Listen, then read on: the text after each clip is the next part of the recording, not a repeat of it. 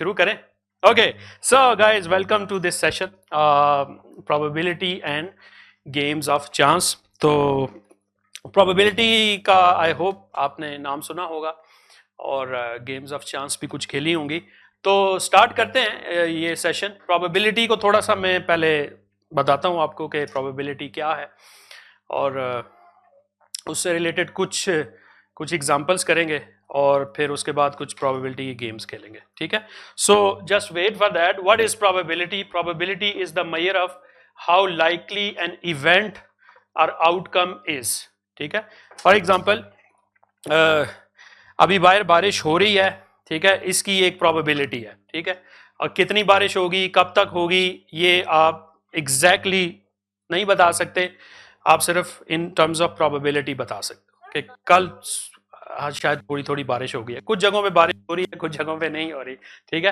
तो बारिश के होने के चांसेस हैं, ठीक है, और शायद कल भी हैं चांसेस। अब ये कैसे पता चलता है हमें? इसके लिए जो इसके एक्सपर्ट्स हैं वो डिफरेंट मैथमेटिक्स के मॉडल्स अप्लाई करते हैं और उसके बाद प्रोबेबिलिटी कैलकुलेट करते हैं और उसके बाद आपको बता देते हैं कि कितने चांसेस हैं बारिश होने के और नहीं होने के। वैसे आज एक्सपेक्टेड था, अब ये एक्सपेक्टेड कैसे हुआ? जो एक्सपर्ट्स थे इसके वो इसको स्टडी करते हैं वेदर को, उसके बाद वो बताते हैं कि बारिश होने के चांसेस हैं या नहीं है, ठीक है? तो शायद कल भी होगी बारिश। तो यही प्रोबेबिलिटी है। Probability is the measure of how likely an event और आउटकम इज। और इवेंट कुछ भी हो सकता है, बारिश भी हो सकता है, इवन मैच खेलने से पहले, क्रिकेट खेलने से पहले हम क्या करते हैं? टॉस, वार्म अप तो करते हैं लेकिन टॉस करते हैं, ठीक है? और टॉस में फिर क्या होता है? हेड और टेल होता है, तो उसमें भी प्रोबेबिलिटी है। और they are different events have different probabilities. ये बहुत सारी गेम्स हैं जिनमें प्रोबेबिलिटी बहुत ज़्यादा यूज़ होती है, ठीक है ना? बहुत सारी गेम्स आपको नज़र आ रही हैं, जैसे कि कार्ड्स। किसी ने कार्ड्स, आई होप आप लोगों ने कार्ड्स खेले होंगे, ठीक है? इसी तरह लूडो खेली होगी, ठीक है? और लूडो के अंदर आप डाइस थ्रो करते हैं और फिर उससे प्रोबेबिलिटी कैलकुलेट करते हैं। और बाकी भी बहुत सारी गेम्स हैं, चेस है, इसी तरह वो एक स्पिनर है ऊपर जिसको आप हिट करते हैं किसी खास पॉइंट पे, ठीक है? तो इन सब गेम्स के अंदर प्रोबेबिलिटी यूज होती है। अब मैं कुछ एग्जांपल्स पहले आपको देता हूं ताकि आपको ये बात ज्यादा क्लियर समझ आ जाए, ठीक है? So probability is the chance that some event will happen. और प्रोबेबिलिटी डील करती है फ्यूचर के साथ, ठीक है ना? पास्ट के साथ डील नहीं करती। आप किसी चीज की जब प्रोबेबिलिटी कैलकुलेट करते हैं तो फ्यूचर के बारे में बताते हैं कि ये फ्यूचर में हो सकता है, ठीक है? So it is the chance that some event will happen. और इसको कैलकुलेट, मैथमेटिशियन इसको कैलकुलेट कैसे करते हैं? इसका एक वे है, और कैलकुलेट करने का यही है कि it is the ratio of the number of ways a certain event can occur to the number of possible outcomes, ठीक है? अब इसका फॉर्मूला सिंपल ये होता है कि आपके पास कोई भी इवेंट हो, उसके अंदर आप उसके टोटल पॉसिबल आउटकम्स कैलकुलेट करते हैं और जो पर्टिकुलर इवेंट आपने फाइंड आउट करना होता है उसको भी कैलकुलेट करते हैं, ठीक है? और इन दोनों को डिवाइड करते हैं, और जब आप डिवाइड करते हो तो जो आंसर आता है वो एक प्रोबेबिलिटी होता है। ये एक मैथमेटिकल कॉन्सेप्ट है, एक आइडिया है। अब बहुत सारी एग्जांपल्स हैं। डाइस है लूडो के केस में, स्पिनर्स हैं, कॉइन्स हो सकते हैं, डेक ऑफ कार्ड्स है, ठीक है, और उसमें भी आप प्रोबेबिलिटी को यूज कर सकते हैं। इवन और ऑड्स की एक गेम है जो मैं अभी आगे चल के खेलूंगा। और अल्फाबेट्स और ये जो चैट जीपीटी के अंदर लैंग्वेज, लार्ज लैंग्वेज मॉडल्स होते हैं, ये भी प्रोबेबिलिटी को यूज करते हैं। कैसे करते हैं ये मैं आगे चल के बताता हूँ, ठीक है? पहले कुछ सिंपल से स्टार्ट करते हैं, सिंपल इवेंट से। सो रोल ए डाइस, ठीक है? आप एक डाइस रोल करें और इसके बाद एक क्वेश्चन रेज करें कि what is the probability of rolling a 4। आप डाइस रोल करें और क्या प्रोबेबिलिटी है कि 4 आ जाए, ठीक है? 4 आने की प्रोबेबिलिटी क्या है?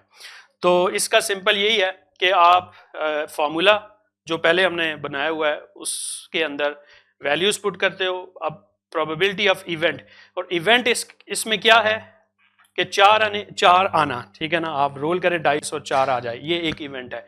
तो फेवरेबल आउटकम्स आपने देखनी है वो गिवन सेट ऑफ पॉसिबिलिटीज के अंदर, जिसे हम समटाइम्स सैंपल स्पेस भी कहते हैं प्रोबेबिलिटी के अंदर, ठीक है? और जो टोटल पॉसिबल आउटकम्स होती हैं वो भी, उससे भी सैंपल स्पेस एक्चुअली बनता है, ठीक है? तो अगर आप डाइस को रोल करते हैं और 4 आने की जो प्रोबेबिलिटी है वो क्या होगी 1/6, क्योंकि डाइस के ऊपर 1 to 6 आपके पास नंबर्स होते हैं। अब 4 एक ही दफा ये आ सकता है, ठीक है, आउट ऑफ 6, तो ये उसका फॉर्मूला है।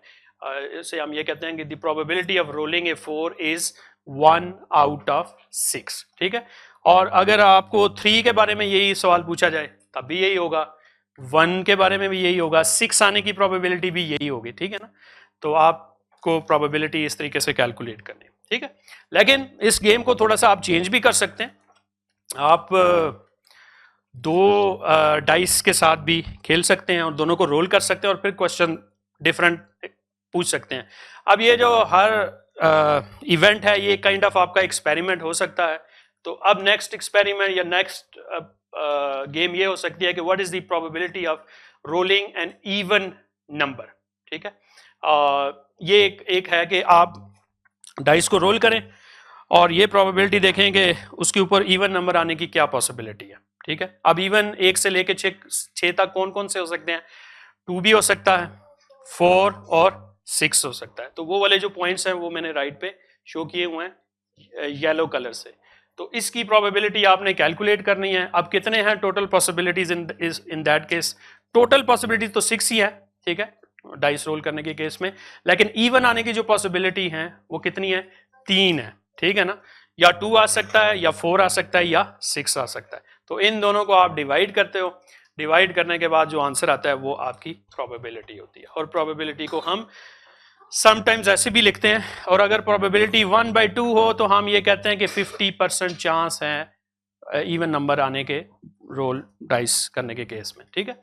और आमतौर पे बहुत सारे ऐसे केसेस हैं जिसमें 50% चांस ही होता है, जैसे कि कॉइन टॉस करें तो हेड आने की प्रोबेबिलिटी क्या है और टेल आने की प्रोबेबिलिटी क्या है, वो भी 50% ही है, ठीक है। अब स्पिनर्स की गेम्स है। स्पिनर्स में मुख्तलिफ कलर्स हैं, इस केस में 4 कलर्स हैं, येलो, ब्लू है, रेड है और ग्रीन है। तो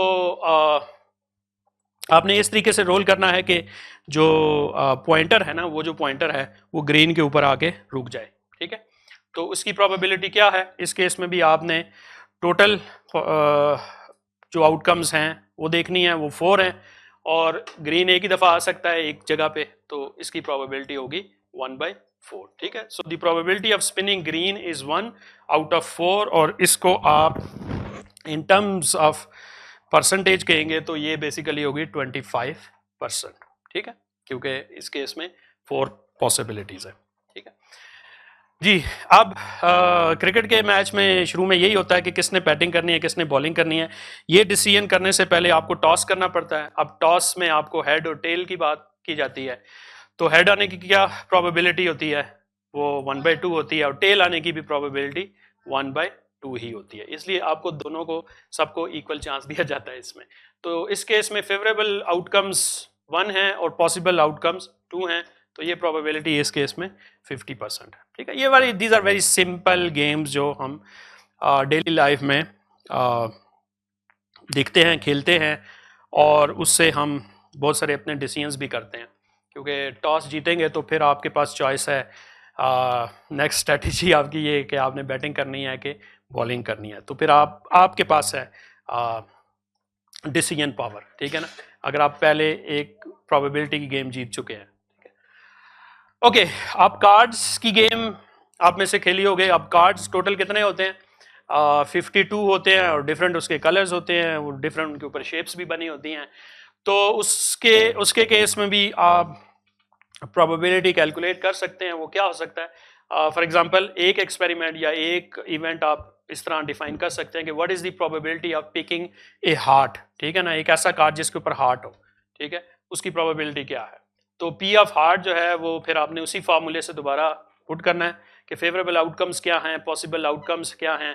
तो टोटल कार्ड्स आपने कैलकुलेट करने जिनके ऊपर हार्ट्स हैं, ठीक है, तो वो 13 होते हैं मेरे ख्याल में 50 इस गेम के अंदर। तो आपने 13/52 करना है और फिर इसको सिंपल मैथ से फर्दर कैलकुलेट कर लेना है, तो ये 1/4 आ जाएगा। सो इसका मतलब क्या है, the probability of picking a heart is 1 out of 4 or 25 25%, क्योंकि 1/4 का मतलब यह है कि 25%, because in terms of percentage आप कैलकुलेट करेंगे तो इसका ये मतलब होगा। अच्छा जी, अब इसका ये है कि एक और एक्सपेरिमेंट या एक और क्वेश्चन ये हो सकता है कि what is the probability of picking a non heart, ठीक है, एक ऐसा कार्ड जिसके ऊपर हार्ट ना हो तो उसकी क्या प्रोबेबिलिटी है। तो वो आपने फिर देखने हैं कितने वो वाले कार्ड्स हैं जिन पे हार्ट नहीं है, तो वो टोटल पता चलेंगे 39, क्योंकि पहले कितने थे 13 थे, तो उसमें से उसको माइनस कर देंगे, जो नॉन हार्ट वाले कार्ड्स होंगे वो 39 होंगे और उनको आप डिवाइड करेंगे, मजीद सिंप्लीफाई करेंगे सिंपल बेसिक मैथ से, तो ये इसका आंसर आएगा 3/4। The probability of picking a heart is 3/4 और 75%, ठीक है। तो अगर ऊपर वाले नंबर ज्यादा होते चले जाएंगे तो फिर आपके पास पॉसिबिलिटी या प्रोबेबिलिटी जो है वो बढ़ती चली जाएगी, ठीक है। ओके, अब एक इवन आर्ट की जो गेम मैंने जिक्र किया था, उसका एक केस ये हो सकता है कि दो प्लेयर्स हैं, आप में से भी हो सकते हैं, वो ये गेम खेलते हैं। ऑप्शंस दोनों प्लेयर्स के पास ये है कि दोनों 1 भी शो कर सकते हैं और 2 भी शो कर सकते हैं, ठीक है, या 1 शो कर सकते हैं या 2 शो कर सकते हैं, दोनों के लिए ये ऑप्शंस हैं। अच्छा, अब पहले आपको इन दोनों में से ये है कि आपको चूज करना पड़ेगा कि विनिंग मतलब आपने कौन सा नंबर ओवर सम चूज करना है, कि आपको इवन चाहिए या ऑड चाहिए, ये पहले आप डिसाइड कर लेंगे गेम के शुरू में ही, ठीक है। तो कोई एक प्लेयर जो है वो ऑड को एज ए विनिंग चूज करेगा और दूसरा जो है एज ए इवन चूज करेगा। अब ऑड और इवन कैसे डिसाइड होंगे, क्योंकि आप 1 शो कर सकते हैं और 2 शो कर सकते हैं और दूसरा प्लेयर भी 1 और 2 शो कर सकता है, इन दोनों का जो सम है वो डिसाइड होगा। अगर दोनों 1 शो कर देंगे तो सम क्या होगा 2 विच इज इवन, और अगर एक 2 और एक 1 शो करेगा तो उस केस में सम जो होगा वो ऑड होगा।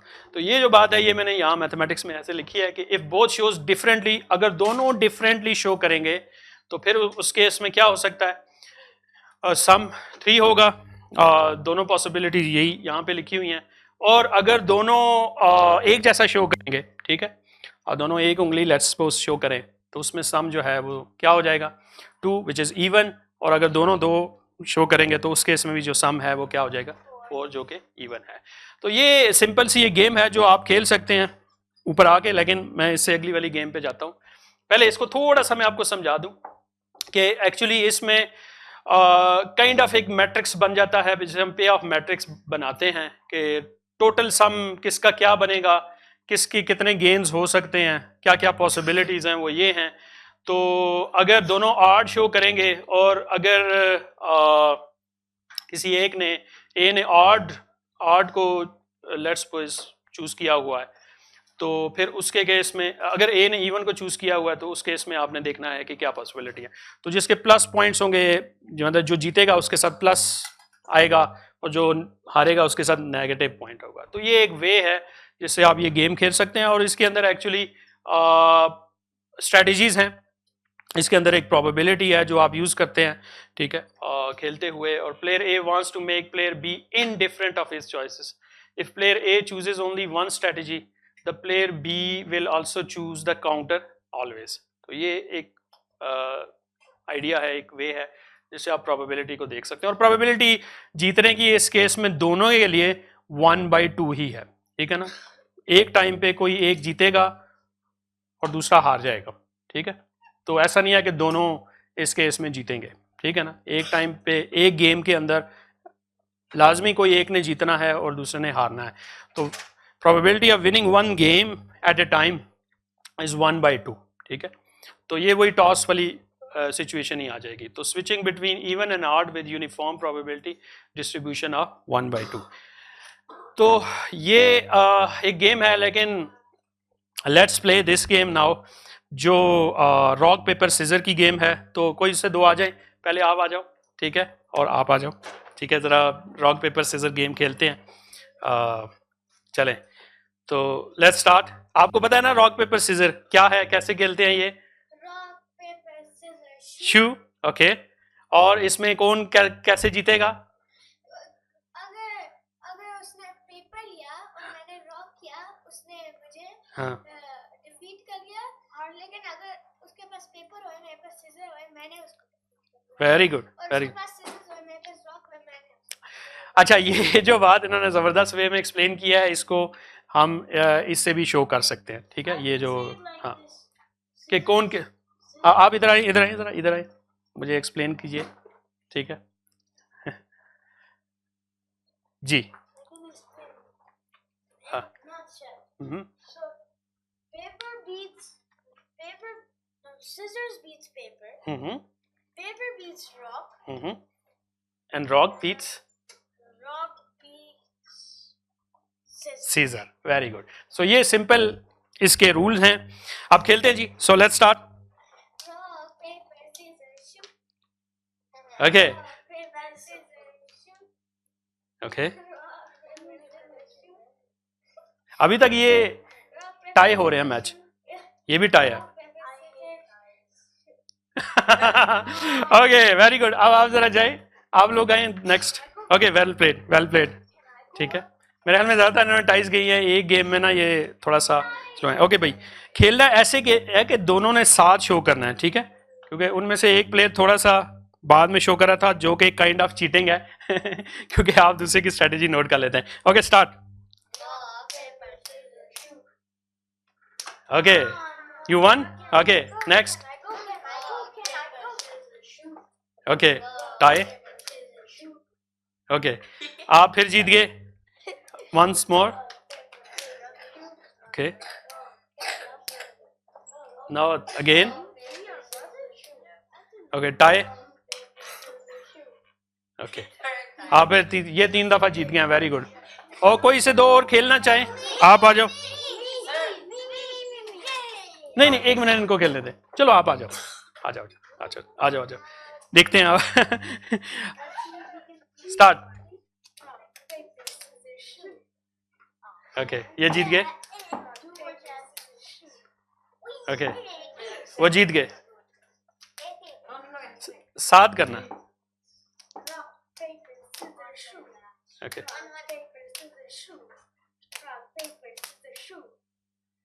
Okay okay last game. Okay ये जीत गए। Well played. आप खेलना चाहते हो आ जाओ, आप भी आप आ जाओ, आप आ जाओ। ओ सॉरी उनको मैंने पहले कहा था, सॉरी। आप आ जाओ, आपके साथ बाद में खेलूंगा। चलो start. Okay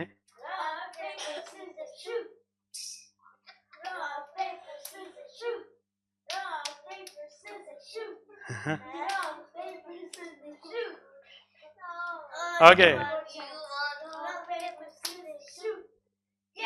okay well done clapping. तो ये गेम आपने खेल ली। अच्छा देखिए इसमें क्या करेंगे, आप क्या करते हैं इसको थोड़ा सा समझने की कोशिश करें, क्योंकि एक तो ये है कि आप दूसरे की माइंड रीडिंग करते हैं गेम जीतते हुए, ठीक है, और अपनी स्ट्रेटजीज को क्या करते हैं with the passage of time switch करते हैं, एक ही स्ट्रैटेजी को फॉलो नहीं करते, ठीक है ना। So keep switching the strategy, क्योंकि इसमें कोई एक डोमिनेट स्ट्रैटेजी नहीं है जीतने के लिए, ठीक है।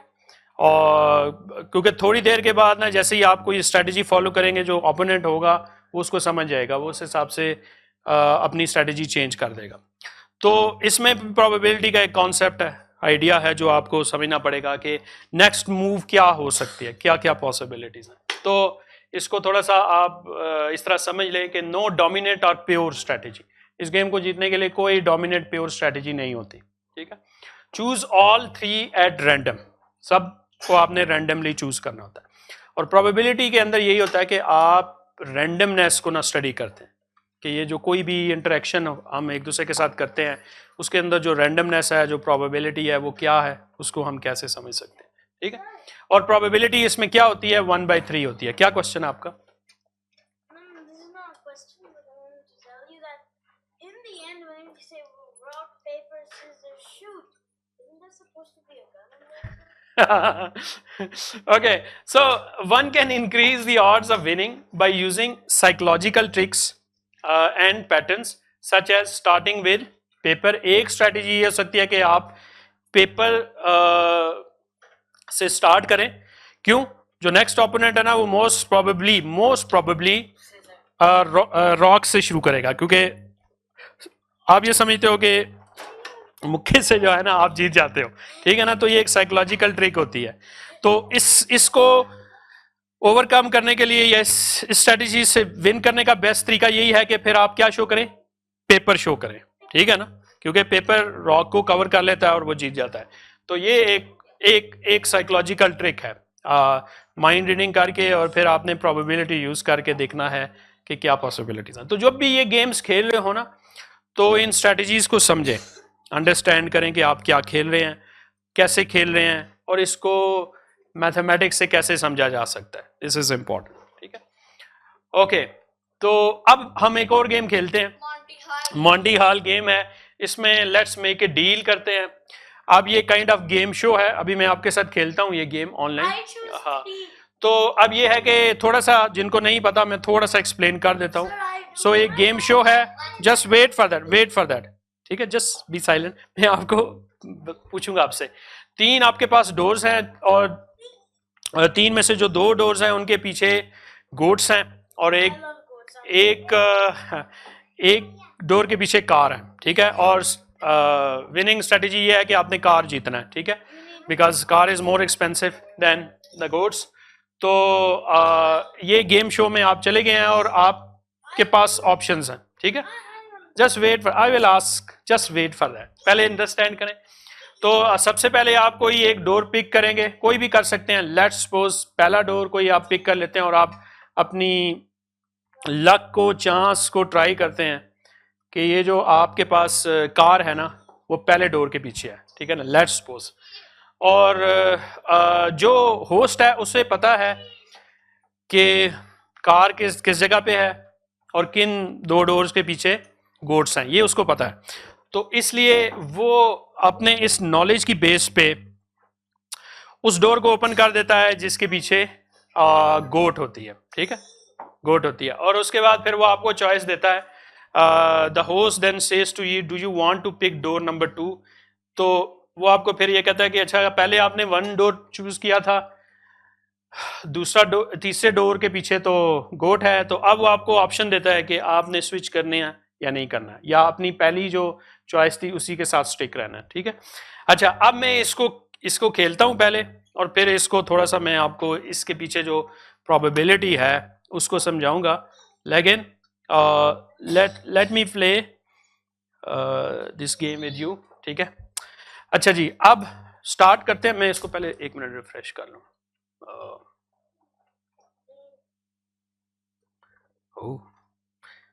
ओके,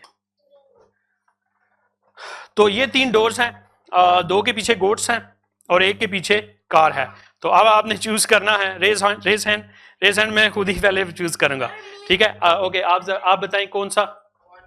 अच्छा, इन्होंने, बाकी सब लोग देखें, इनके ख्याल में कार जो है 1 डोर के पीछे है, ठीक है ना। आप में से और भी ऐसा सोच सकते हैं, ठीक है। चले इसको ऊपर हम क्लिक करते हैं। अब जो होस्ट है, अब होस्ट है उसे पता है कि गोड किधर है, तो उसने जो लास्ट, ये वैसे ही आ गया सामने ये वाला डोर ओपन कर दिया है। अब आपके पास चॉइस है, आप अपना डोर शिफ्ट करना चाहेंगे या नहीं करना चाहेंगे, हैं? 1 पे ही रहना है, ठीक है।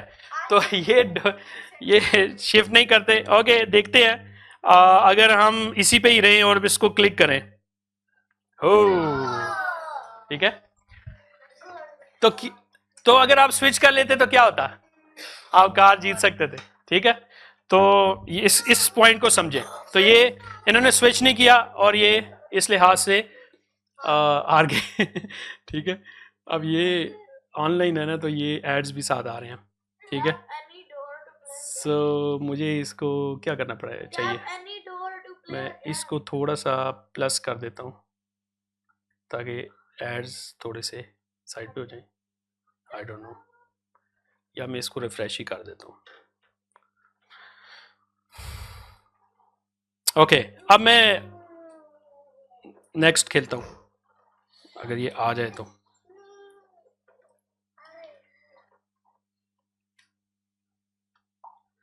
ओके, जी चूज करें।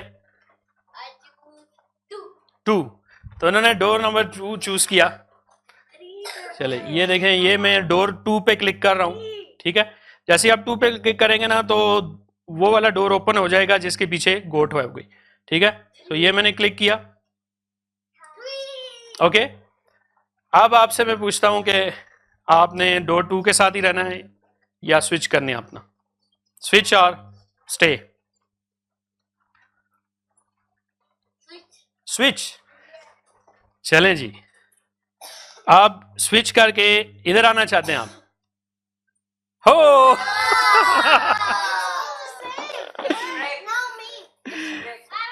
It's rigged, no it's a part of the game. ये रिग्ड नहीं है गेम, ये गेम का हिस्सा है, ठीक है ना। ऐसा भी हो सकता है कि सम टाइम स्विच करने से आप हार जाएं, ठीक है।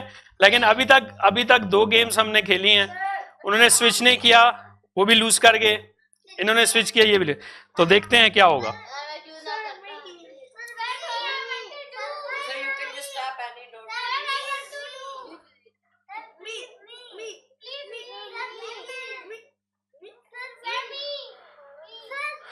आप 1 मिनट, इनकी बारी है, आप बताएं। 2, ओके। अब हो सकता है कुछ और भी 2 कोई चूज करना चाह रहे हो, चलें, ठीक है। यू वांट टू स्विच और नॉट? स्विच करना चाहेंगे? चलें जी, देखते हैं। यू वन, ठीक है ना। इन्होंने स्विच किया तो ये जीत गए। तो अभी देखें, हमने 3 गेम्स खेली हैं, ठीक है। अगर आप स्विच करते तो आप भी जीत सकते थे, ठीक है। इन्होंने स्विच किया, ये जीत गए, इन्होंने स्विच किया तो हार गए। तो अभी 3 में से 2 गेम्स ऐसी हैं जो स्विच करने वाली बेहतर ऑप्शन थी। चलें भाई,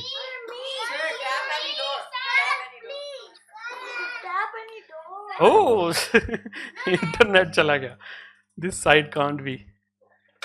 चले मुझे, अच्छा वैसे ये आप लोग घर पे खेल भी सकते हो, mathwarehouse.com पे। ओके चलें, आप बताएं, आप बताएं। डोर नंबर 1, नोबडी, कोई भी डोर नंबर 3 को चूज नहीं कर रहा। चलें,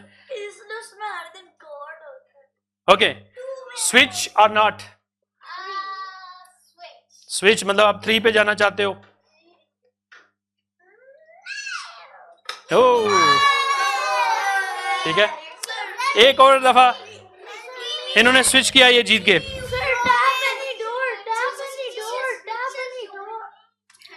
There are just 3 doors. Any doors? There is no. Okay. Okay, अब आप पूछें। Choose 3. Door number 3. Okay. Do you want to switch? No. You want to stay? Okay. Stay करते हैं। Oh, lose. ठीक है ना। अगर आप स्विच कर लेते तो बेहतर ऑप्शन थी, ठीक है। आपने स्विच नहीं किया। चलें, अब आपसे पूछता हूं। अभी तक जिन्होंने स्विच किया है वो लोग जीते हैं और जिन्होंने स्विच नहीं किया वो हारे हैं। सिर्फ एक एक्सेप्शन ऐसी थी जिसमें ऐसा नहीं हुआ। आप बताएं, पहले उन्होंने पूछा। First door, okay. Now switch, you want to stay with the first और वांट टू स्विच? स्विच, अच्छा जी, ये स्विच करना चाहते हैं, देखते हैं क्या होता है। ठीक है, सो इन्होंने स्विच किया ये। तो अभी तक हमने, बस मैं अब एक लास्ट खेलूंगा, ठीक है। नहीं, इन्होंने नहीं खेला, चलो आ जाओ, आप मेरे पास आ जाओ, ठीक है।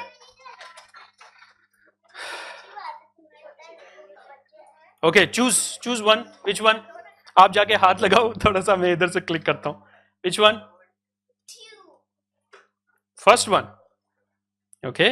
Now do you want to switch stay? ये स्टे करना चाहते हैं, स्विच नहीं करना चाहते। लेट्स सी, अभी तक 3 लोग जिन्होंने स्विच किया था वो जीते हैं, ये कहते हैं कि स्विच नहीं करना। लेट्स ट्राई दिस वन, ठीक है।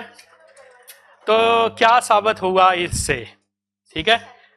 ये switch more whenever you are giving the possibility, जब कभी भी आपको लाइफ में इस तरह की ऑप्शन मिल जाए 3 और आपको स्विच करने का भी कहा जाए बाद में, आफ्टर रिवीलिंग समथिंग, तो आप अपनी स्ट्रेटजी चेंज करें और यस अच्छा अब ये देखें, ये अब आपको थोड़ा सा प्रोबेबिलिटी का कॉन्सेप्ट समझ आ गया, ठीक है ना। इसमें चांस है, और जैसे हमने एक बड़ा इंटरेस्टिंग केस देखा था, इन्होंने स्विच किया था लेकिन उस केस में ये हार गए थे। तो there are very less cases जिसमें अगर आप स्विच करेंगे तो आप हार जाएंगे, लेकिन ज़्यादा केसेस में ज़्यादा प्रोबेबिलिटी यही है कि अगर आप चेंज करेंगे तो फिर आप जीतेंगे, जैसे कि अभी हमने यहाँ पे देखा है, ठीक है। अब इसको मैथमेटिकली समझा भी जा सकता है, this is kind of counter intuitive sometimes, but we can understand this कि इसके पीछे मैथमेटिक्स क्या है, ठीक है। थोड़ा सा मैं एक्सप्लेन करता हूँ।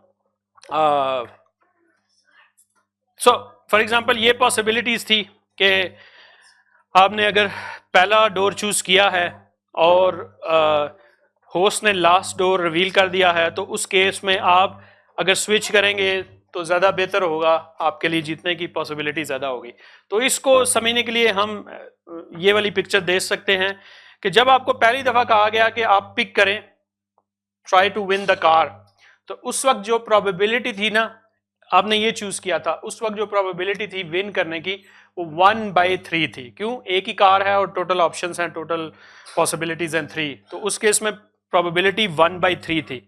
लेकिन जब होस्ट ने रिवील कर दिया लास्ट गोड को, तो वहां पे प्रोबेबिलिटी 0 हो गई, ठीक है ना, क्योंकि वो इवेंट हो चुका है, वो वाला इवेंट हो चुका है, वो वहां पे कार आने की प्रोबेबिलिटी अब 0 हो गई है, ठीक है। उस केस में यहाँ पे अब कार आने की प्रोबेबिलिटी 0, पहले इधर जब तक ये ओपन नहीं था तो इधर भी 1/3 थी, लेकिन अब ये प्रोबेबिलिटी 0 हो गई है क्योंकि clearly there is no car behind that.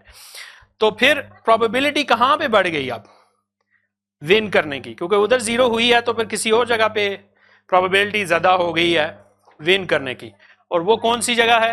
वो ये वाली ऑप्शन है जब आप स्विच करेंगे, ठीक है।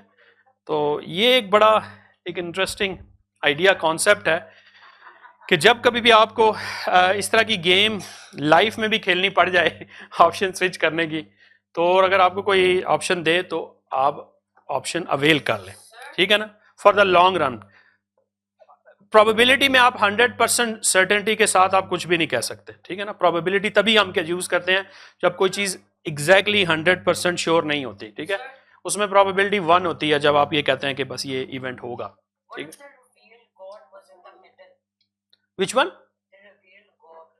इट कुड बी, ठीक है, ये हो सकता है, वो पॉसिबिलिटीज हमने देख ली हैं, उसमें भी यही होगा। अब इसका आपको पूरा फर्दर एनालिसिस करना पड़ेगा, सारे केसेस स्टडी करने पड़ेंगे, ठीक है, और प्रोबेबिलिटी से आप कर सकते हैं। ये सिर्फ मैंने एक केस आपको बताया, बाकी केस भी इसी तरह का होगा, ठीक है। ओके जी, बस अब हम एंड की तरफ चलते हैं। अब देखें ये प्रोबेबिलिटी गेम्स में तो हम खेलते हुए कर रहे होते हैं, नेचर के अंदर भी प्रोबेबिलिटी है। जैसे मैंने थोड़ी देर पहले आपको बताया था कि बारिश होने की प्रोबेबिलिटी है या नहीं है, ठीक है। आप बाहर जाएंगे तो आप बहुत सारी चीज़ों को देख के, एनवायरनमेंट को देख के कह सकते हैं कि बारिश होने के चांसेस ज़्यादा हैं। हम कहते हैं ना एक दूसरे को कि बादल आए हुए हैं, मौसम ठंडा हो गया है, चांसेस हैं कि बारिश हो जाएगी, और शायद पहाड़ों पे बर्फ भी हो जाए, मरी में बर्फ भी हो जाए। अब एग्जैक्टली हमें नहीं पता होता, हम सिर्फ जो नोन हमारी इंफॉर्मेशन होती है उसकी बेस पे हम गेस कर रहे होते हैं, ठीक है। अब ये जो चीज़ें हैं ये नेचर के अंदर क्वांटम लेवल पे भी होती हैं, ठीक है। अब वो लोग जो क्वांटम थ्योरी पढ़ते हैं तो उनको पता है कि क्वांटम थ्योरी का जो दुनिया है वो भी बड़ी हाईली प्रोबेबिलिस्टिक है, ठीक है ना। वहाँ पे भी कोई भी इवेंट जो है वो एग्जैक्ट श्योरिटी के साथ आप नहीं कर सकते। मैक्रो वर्ल्ड में भी हम नहीं बता सकते, तो माइक्रो में भी नहीं बता सकते एग्जैक्ट सर्टेनिटी के साथ, ठीक है। तो प्रोबेबिलिटी थ्योरी और क्वांटम थ्योरी जो है ये एक दूसरे के साथ इंटरसेक्ट करते हैं क्वांटम लेवल पे, ठीक है।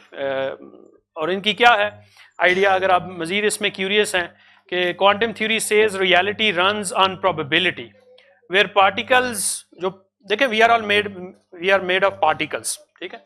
अब वो जो पार्टिकल्स हैं क्वांटम एटम्स एंड एटम्स जो हैं वो पार्टिकल्स से मिलके बने हैं। तो पार्टिकल्स जो हैं वो उनका जो बिहेवियर होता है ना वो बड़ा ट्रिकी होता है, स्पूकी होता है समटाइम्स। कभी वो वेव की तरह बिहेव करते हैं, कभी वो पार्टिकल की तरह बिहेव करते हैं। अब कब वेव की तरह करेंगे, कब पार्टिकल्स की तरह करेंगे, अब इसमें प्रोबेबिलिटीज हैं, हम उसको जानने की कोशिश करते हैं, ठीक है, टू द बेस्ट कि हमारा गैस सही हो और हम क्वांटम वर्ल्ड को सही तरह समझ सके, क्योंकि क्वांटम वर्ल्ड को समझेंगे कि तो उससे ऊपर वाला जो वर्ल्ड है उसको भी बेहतर समझना शुरू कर देंगे।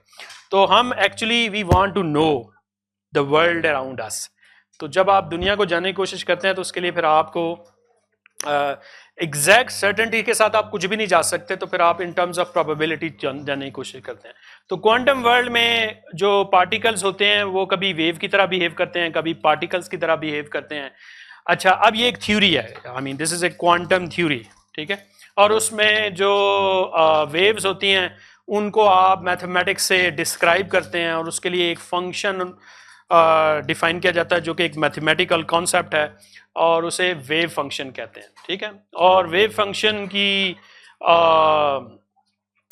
एक ख़ास तरीके से आप एक प्रोबेबिलिटी वेव फंक्शन से कैलकुलेट करते हैं और कुछ और मज़े की इसमें इंटरेस्टिंग आइडियाज़ जो है ना वो डिस्कस करते हैं, इंटरप्रिटेशन करते हैं। फॉर एग्जांपल उसमें क्वांटम लेवल पे एक कैट है बड़ी मशहूर है जिसे श्रोडिंगर कैट कहा जाता है, कि वो श्रोडिंगर कैट डेड है कि लाइव है, ठीक है। तो inside the box cat dead भी हो सकती है, लाइव भी हो सकती है साइमल्टेनियसली, ठीक है।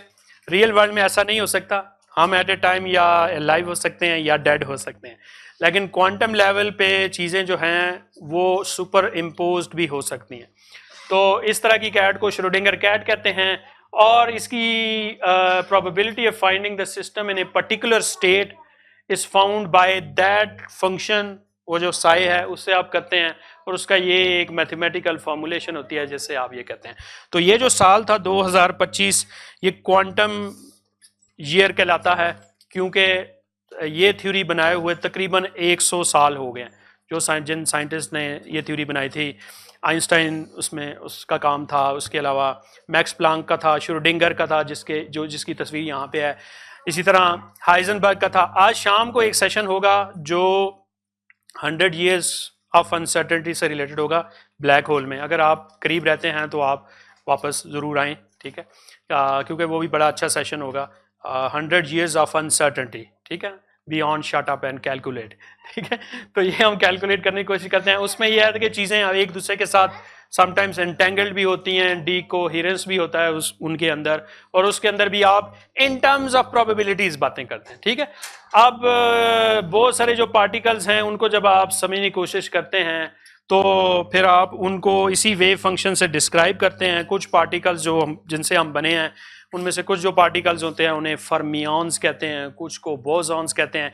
ये वो साइंटिस्ट थे, क्वांटम फिजिसिस्ट थे जिन्होंने इन चीज़ों को स्टडी किया और उनके नाम से ये पार्टिकल्स भी है, ठीक है। तो हमारे जो बॉडी के अंदर जो पार्टिकल्स हैं वो एटॉमिक लेवल, सब एटॉमिक लेवल पे उनके डिफरेंट बिहेवियर्स हैं, उनके ख़ास तरह की स्पिन है, उन डिफरेंट उनके डिस्क्रिप्शंस हैं। उनकी बेस पे आप क्वांटम वर्ल्ड को स्टडी कर सकते हैं और बहुत सारे पार्टिकल्स होते हैं जिनसे आप कर सकते हैं, ठीक है। और उसके लिए मुख्तलिफ मैथमेटिक्स की इक्वेशंस होती हैं और ये सारी बातें in terms of probabilities define हो सकती हैं, ठीक है ना, क्योंकि क्वांटम वर्ल्ड को एब्सोल्यूट सर्टेनिटी के साथ हम डिस्क्राइब नहीं कर सकते, ठीक है। क्वांटम वर्ल्ड में चीज़ें जो है ना बहुत ज़्यादा चेंज होती रहती हैं। अब ये जो क्वांटम मैकेनिक्स के अंदर ये जो अनसर्टेनिटी थी, आइंस्टाइन को ये इतनी अच्छी नहीं लगती थी, ठीक है, क्योंकि आइंस्टाइन ज़्यादा चाहता था कि चीज़ों को हम डिटरमिन कर लें। उसने बहुत अच्छी अच्छी थ्योरीज दी। वो ब्लैक होल के शुरू में जब आप आते हैं तो आइंस्टाइन की एक पिक्चर आपको नज़र भी आती है, ठीक है, तो ये वही आइंस्टाइन है। तो इसको क्वांटम थ्योरी, आल दो कि इसने शुरू में क्वांटम थ्योरी में काम किया, इसको जो पहला ज़बरदस्त इसका पेपर था फोटो इलेक्ट्रिक इफेक्ट, जिसकी बेस पे इसको नोबेल प्राइज़ में मिला, वो क्वांटम थ्योरी से रिलेटेड था, लेकिन आगे चल के ही was not happy about quantum mechanics, ठीक है। और वो ये कहता था कि God does not play dice with the universe. Dice means जो हम डाइस की गेम्स खेल रहे थे, ठीक है। तो चीज़ें बड़ी सर्टन हो सकती हैं और उनको हम मैयर कर सकते हैं। उसमें कुछ इन्फॉर्मेशन हिडन होती है जो हमें पता नहीं होती, जिसकी वजह से आप उस सिस्टम को कंप्लीटली डिटरमिन नहीं कर सकते। लेकिन he was not very much convince from the quantum mechanics, although के ये स्टार्ट करने वालों में से था आइंस्टाइन, ठीक है। लेकिन God does not play dice in the universe, but we are living in the age of artificial intelligence. और artificial intelligence does play dice. ठीक है? Okay, how? This is the question. अब ये artificial intelligence है जिसमें आपके पास chat GPT सब मेरे ख्याल में आप यूज़ करते हैं मोस्टली. तो चैट जीपीटी में आप वर्ड टाइप करते हैं तो फिर sometimes next word chat GPT आपको खुद ही सजेस्ट कर देता है अगर आप टेक्स्ट कोई जनरेट करें. अब वो कैसे करता है, इसके पीछे भी पूरा मैथमेटिक्स है और प्रोबेबिलिटी की थ्योरी है, वो मैं थोड़ा सा आपको एक्सप्लेन करता हूँ. अब वो ऐसे करता है. तो प्रोबेबिलिटी की ये एग्जांपल मैं आपको देना चाहता हूँ because it also related with this modern world कि probability and artificial intelligence example. तो ये जो हमारे आर्टिफिशियल इंटेलिजेंस के जो भी चैट बॉट्स भी होते हैं और मॉडल्स भी होते हैं, ये जितने भी आपके पास सॉफ्टवेयर्स हैं और एप्स हैं, जैसे कि चैट जीपीटी है, ओपन एआई के अंदर और भी हैं, जेमिनाई है और न जाने कितने हैं.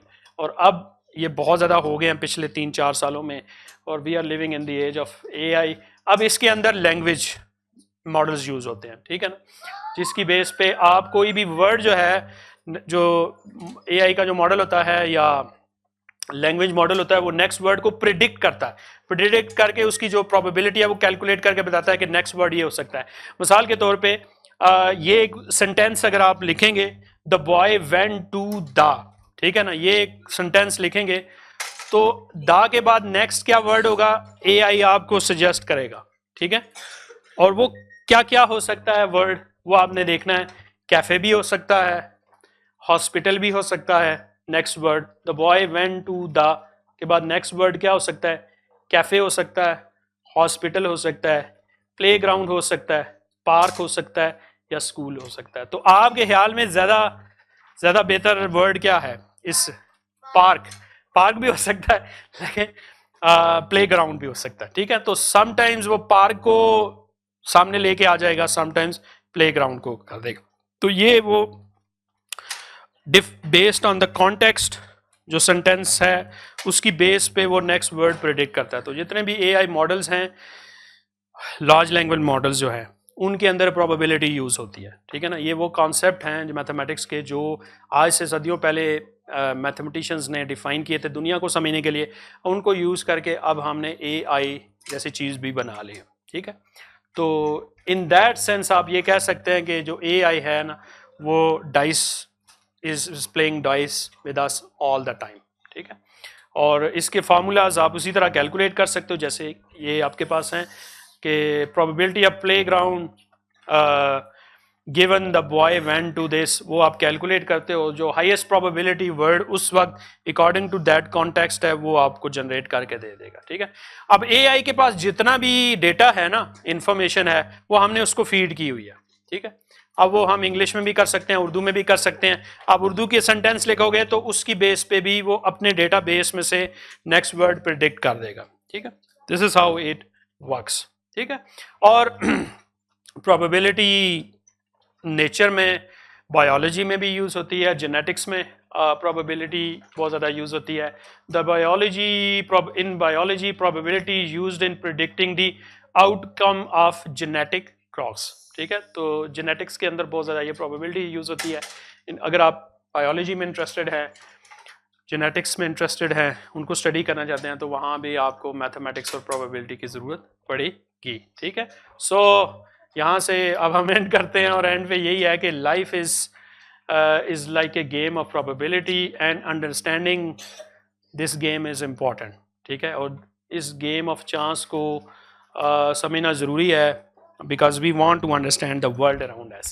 and the game of probability के अंदर मकसद यही है कि हम ये जो वर्ल्ड मेसी है, chaotic है, probabilistic है, उसको अंडरस्टैंड करें और उसमें से जो ऑर्डर है ना उसको किसी तरह समझ पाएं. तो somewhere between the throw of dice and the unfolding of galaxies, chance becomes a language of truth. ठीक है, तो ये थी हमारी सेशन हमारा इससे रिलेटेड. तो let's finish this now here. अब आप में से जो खेलना चाहता है मेरे साथ बाकी कोई गेम ऑनलाइन, वो खेल सकता है. So here is the end.